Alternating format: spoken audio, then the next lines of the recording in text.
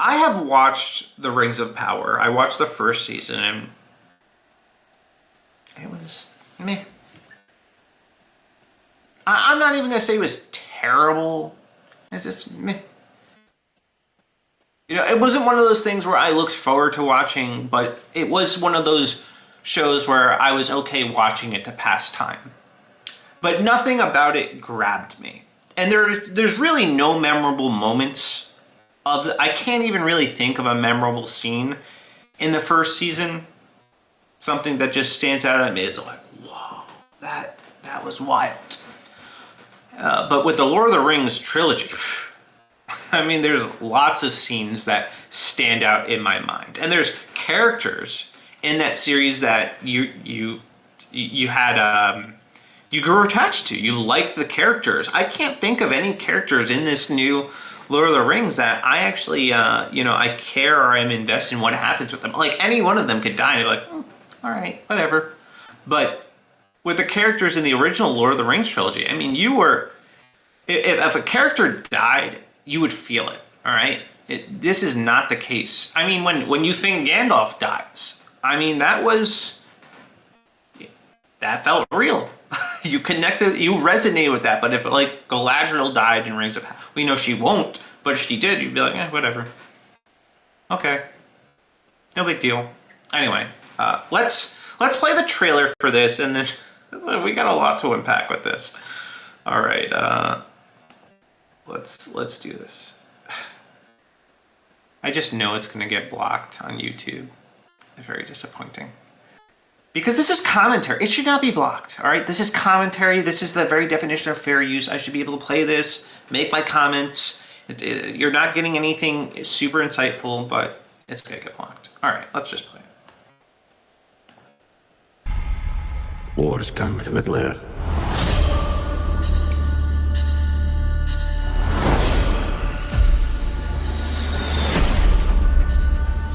This is the work of Sauron.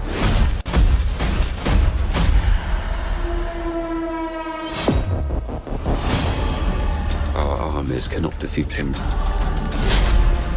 Once the deceiver obtains a being's trust, he gains the ability to sculpt their very thoughts.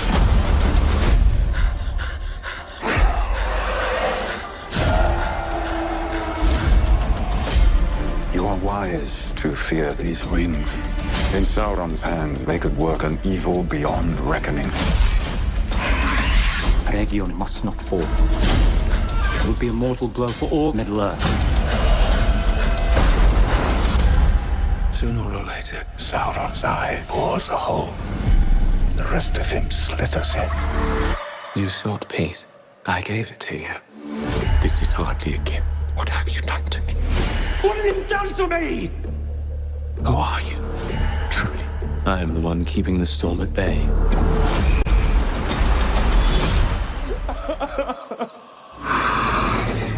Sauron is my enemy as much as yours.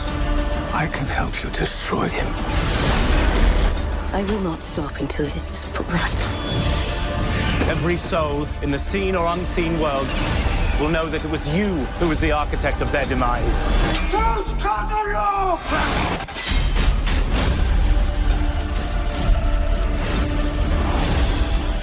At this moment, the great tale of our age is being written.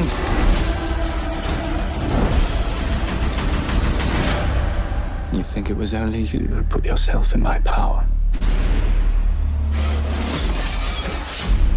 Galadriel.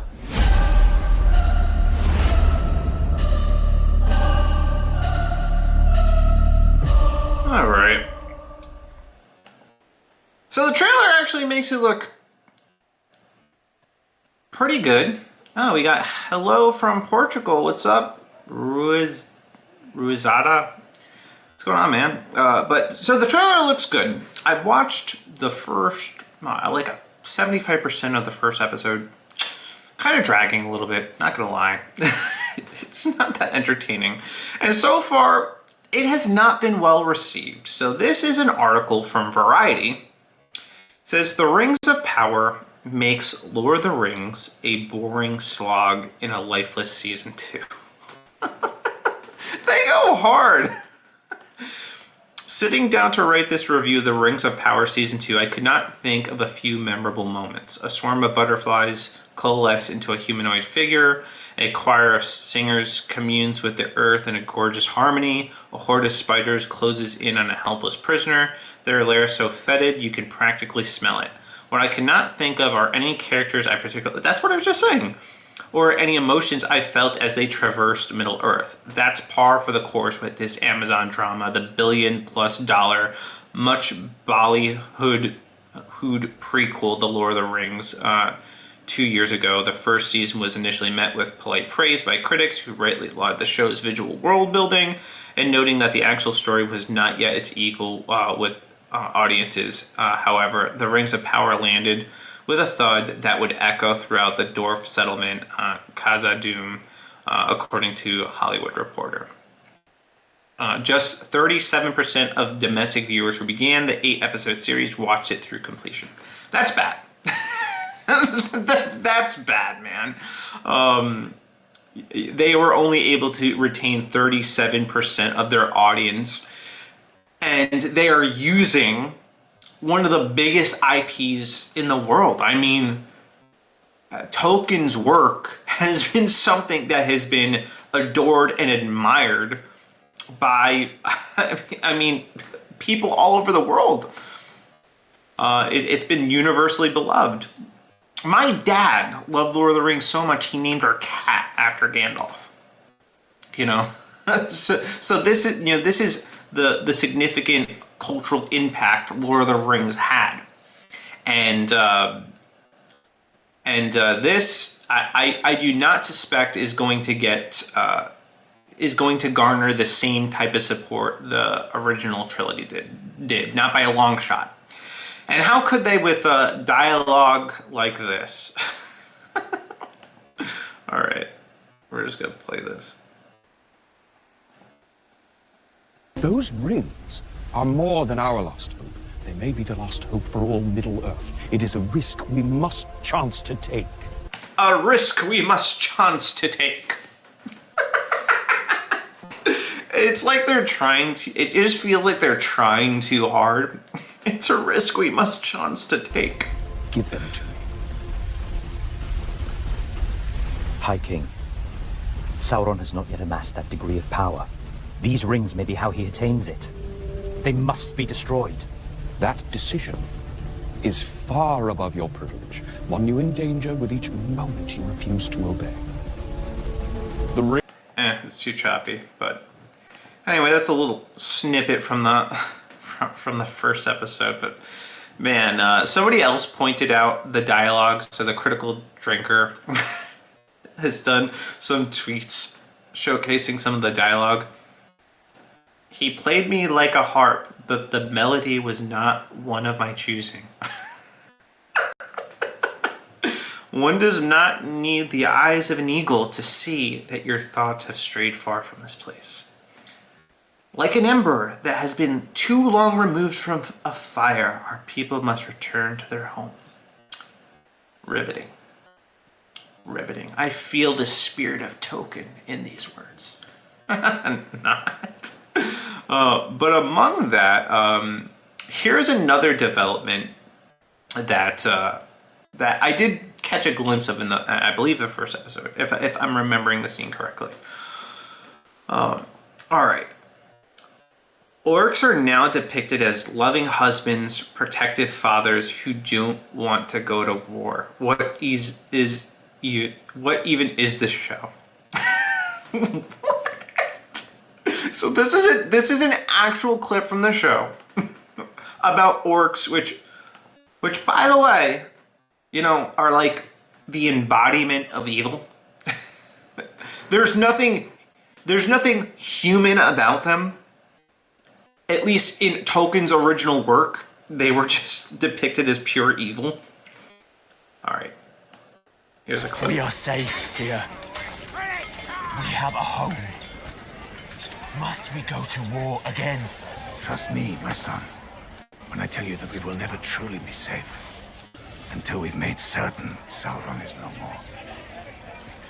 As you will it, Lord Father.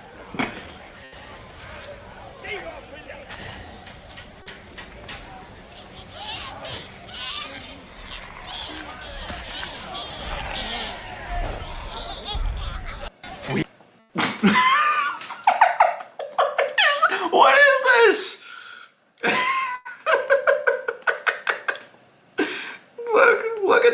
Look at his orc wife. They want a safe space from Sauron. Orcs. Flesh-eating monsters. And now we have to humanize them. We have to they're trying to make it so that we have some sort of sympathy toward orcs. You know, it's not that they, it's not, yes, they eat the flesh of human beings, but they're really just misunderstood. What I see here when I see this scene is an orc father working hard to try to provide a better life for his orc wife and orc baby so that they can grow up in a world where they are safe and free to eat the flesh of other living human beings. Is that too much to ask? I cannot believe it. This is like an actual shot of the orc mom.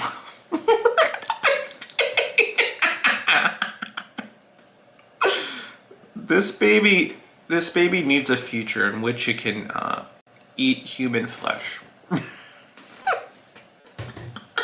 I can't, man. Oh my gosh. They want a safe space.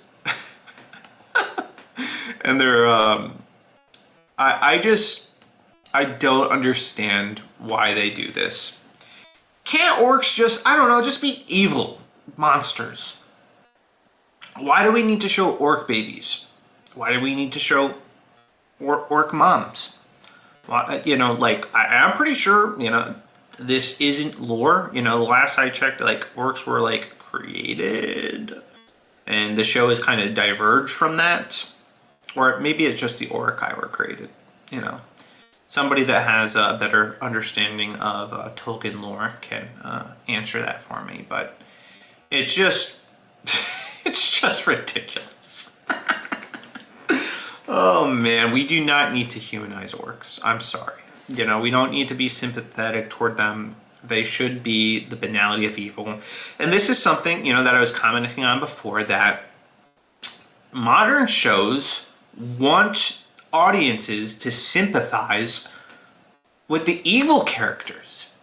It's very strange. Why? Why can't we just make characters that are evil? They're not misunderstood. They're just evil. They're just evil. And I think this is like a human way of trying to cope with the existence of evil. Like, we can't accept that there are just people that are evil. There's no misunderstanding it. They are just evil. And they do evil things because they love it. They love doing evil things. And I think it's good that because this blurs the lines, it makes us uncertain of who the enemy actually is, at least in this series, but no, they should be very clearly depicted as the enemy. There should be no sympathy for orcs, who eat people. We need these orcs back, man. I'm starving.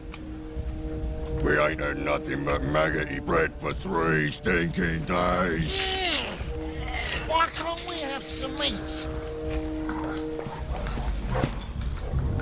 What about them? They're fresh.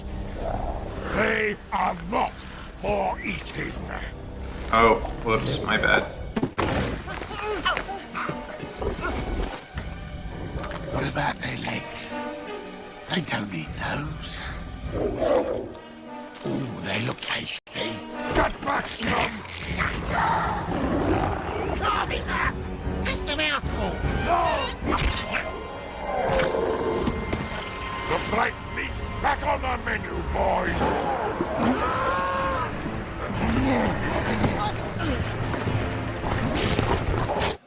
I'm stuck. Now those are orcs. That's how I remember them. They don't need a safe space.